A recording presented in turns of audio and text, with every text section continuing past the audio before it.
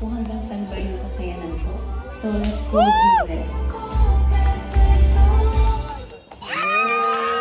This year's Billboard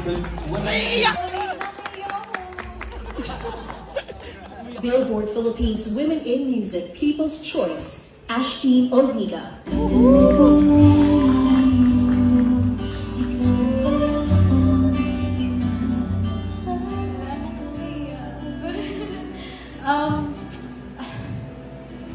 Bago po ang lahat, gusto ko pong pasalamat sa Diyos kasi